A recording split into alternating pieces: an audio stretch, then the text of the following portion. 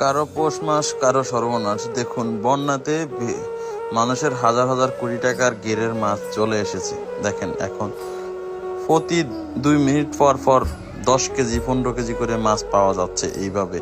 আর আমাদের সকল বাজারের ঘাটে এখন মাছের দাম এতটা সস্তা হয়েছে যেটা কল্পনাবিহীন।